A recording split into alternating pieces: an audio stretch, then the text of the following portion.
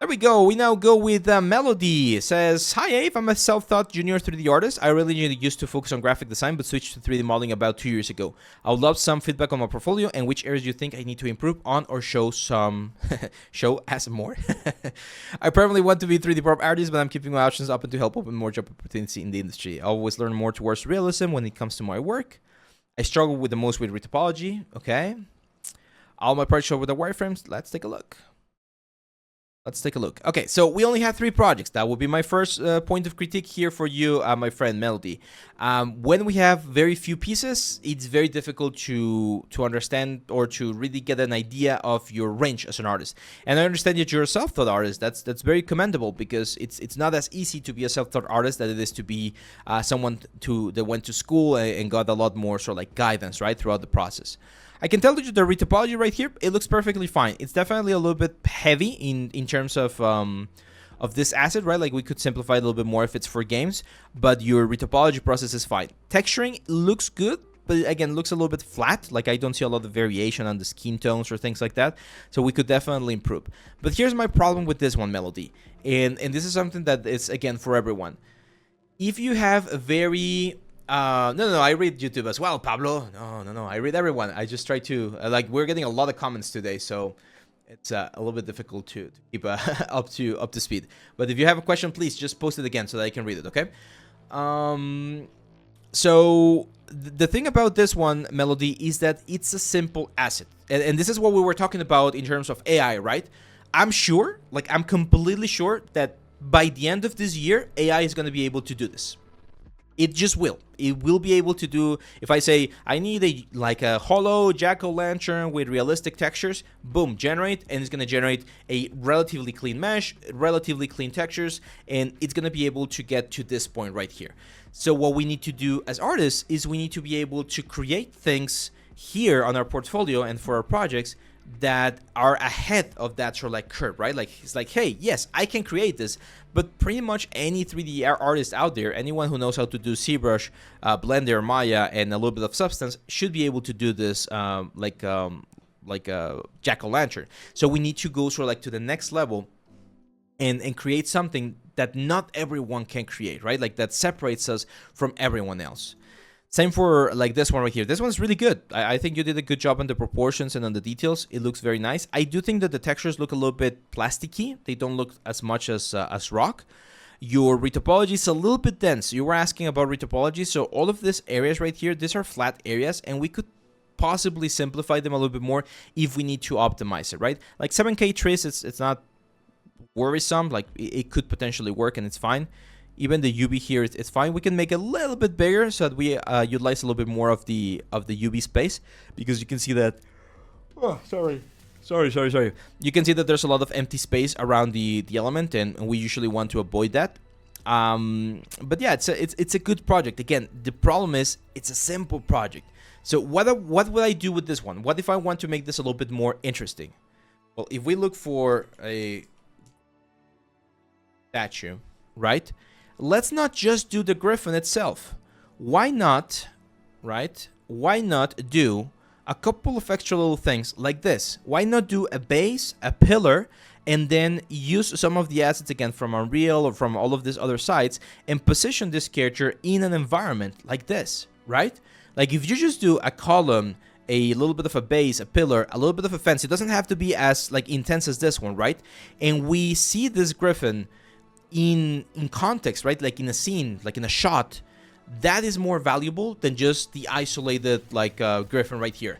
I know it requires more time. I know it requires a little bit more investment in this case, but it's also the thing that's going to separate you from someone that's just doing this very simple asset right here. Well, not simple, but this very individual asset right here. Okay, so yeah, as Alan is saying right there, it's going the extra mile. It's saying, okay, oh man, I hate and I love this advice.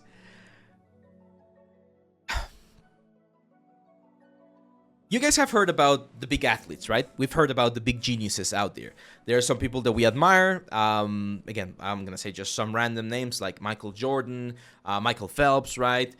We've seen like amazing artists like, Rafael Grassetti, George Lucas, right? Like we all have this idea of who the great people are in the industries, right? In sports, in history, in science.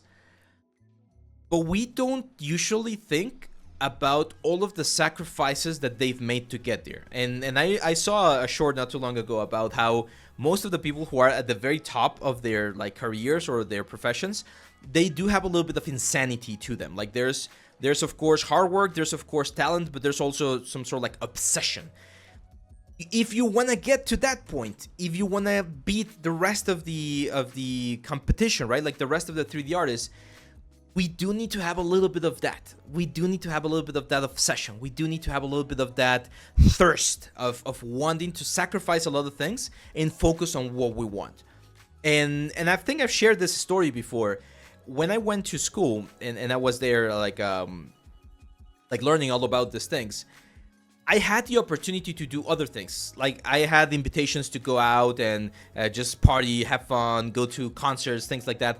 Most of the time, I rejected those invitations because I was obsessed about 3D and I was obsessed about being at school and learning as much as I could because I know that was my opportunity to do so. Did I lose a lot of experiences? Did I lose a lot of opportunities? Maybe some networking options? Yes, I did. But it also allowed me to focus a lot on learning the craft and learning the skills. So it's the extra mile, as someone was saying here. Like sometimes we do need to understand that we're going to be sacrificing things. And I know it's not possible all the time. I know there's burnout and there's like a sort of like work-life balance and that sort of thing. I understand. But the competition is tough. And I'm not going to sugarcoat this. If you do a simple portfolio, then everyone else out there is gonna be a competition against you. If you do a more advanced portfolio, then you're gonna have a different type of competition, but the competition is gonna be smaller, right? Like the pool of people who have like really good portfolios gets smaller, and then the people who have extraordinary portfolios, the pool is even smaller. So if you want to have the best odds at being in the big companies, in the big projects, in the big studios, you are gonna have to put in more energy and more work than all of the other people that are doing the exact same thing. And that's what, again, that saddens me a little bit, because I sometimes see portfolios, and it's not your case, Melody, but sometimes I see portfolios where people just have a barrel, a shovel, a bucket, and they're like, oh, I can't find a job. You're not gonna find a job, man. Like, you're not. It's just a sad reality, and I hate to be the bearer of those news, but if your portfolio is just simple things that absolutely everyone else can do, there's no way. There's just no way, right? Again, put yourself in the shoes of the big athletes. Imagine that the bare minimum for being a part of an NBA team would be to just land a shot, right? Not even a three-pointer, just land a shot. If you land a shot, you can be hired to be part of an NBA team. Of course, that's not the way it works, right? Like, you need to have so many more things, and there's so many other variables that need to happen in order for you to get the shot at the NBA. Well, it's the exact same thing here in our industry. There's a lot of things and a lot of variables that you need to fulfill in order for you to be considered for the big stuff, for the big projects, okay? So keep that in mind, because if you're just doing this because you think it's easy, if you're just doing this because you think it's fun, might not be the industry for you, okay? It is fun. I'm not gonna deny it. I love doing it, but it's also hard. It also requires sacrifices. It also requires a lot of like sleepless nights, understanding and figuring out certain things. There's frustration. Sometimes there's gonna be bad clients. Sometimes there's gonna be bad projects. So if you're not willing to put up with the bad stuff that is required for this industry, and you just want to enjoy the good stuff, like, oh yes, I made my computer here with AC and painting on my tablet, that's fun. I love that. But there's so many other things that require a lot of effort, okay? And if you're not willing to do that, then this might not be the industry for you. I'm sorry that that this is like tough like advice that I need to give you guys, but unfortunately a lot of people get into games and into film because they love games and films, and they don't want to go through the what's the word? They don't want to go through the work of the things that involve this sort of like a career. So yeah. It's tough, guys. It's tough. Let's see. Nishank says, hey, I've been working on a piece and I like to rig and animate it as well. So should I present everything in a single piece, or should I create different? Yeah, just one piece. It's fine, Nishank. One piece is fine. It's getting really real here. Yeah. And again, guys, it's That's the reality of it. We should not accept abuse, of course. Like we should not be working in a studio that doesn't pay us anything and they expect us to work 16 hours a day. Like that's bullshit. But there is a certain level of effort and sacrifice involved in everything we do. I have friends who are doctors. I have friends who are engineers. I have friends who are like programmers. Probably you do as well. And if you listen to what they're experiencing in their industries with AI and without AI, like with a lot of things going around, you're gonna see that everyone has it hard right now in this life, right? Like every single industry is hard. As a teacher, with universities, there's like hardships there as well. So it's complicated. It's complicated. But if you're willing to go through that complicated, if you understand that that's part of the whole thing, then well, it can be a very fulfilling career as well. I was watching one of Brandon Sanderson's lectures the other day, where he talks to writing students, right? Like people who want to be writers for books and things like that. And he mentioned that from 20 students, I think it was I think I'm not wrong here. From 20 students, for every 20 students, there's going to be one successful author. 20 to 1. So the odds are 20 to 1. That's low, right? Now, he did not say that there wouldn't be any other like ranges of success. So he mentioned there's going to be one sort of like bestseller. Again, think about him, like Brandon Sanderson, like selling millions and millions of every year. But there's still like maybe from those 20, 10 are going to have a normal career, maybe not writing bestsellers, but they're going to be writing other kind of stuff things. And then I think he mentioned something like, I'm not sure, maybe I'm just like inventing here now, but there might be some that will just quit the whole thing, right? It's crazy stats, but if you think about those stats, Lord Tellum, it's the exact same stats in, well, not the exact, but there's very, very similar stats in a lot of other careers. When I went to med school, I've shared this before, I went to 1 year of med school here in Mexico.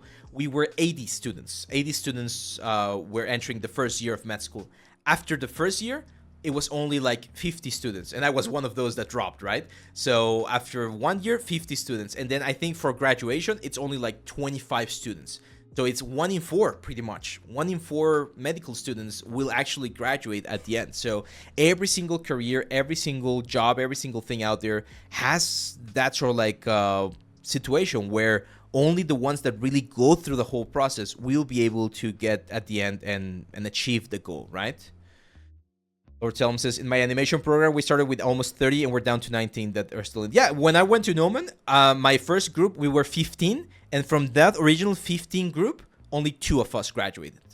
2 from 15. And it's Noman, right? So it's not only about where you go to study or the career that you choose. It's so many other variables. But the thing is, only the ones that really stick through it and understand that there's going to be pain, effort, and hard work involved, only those who do that will be able to get to the end, okay?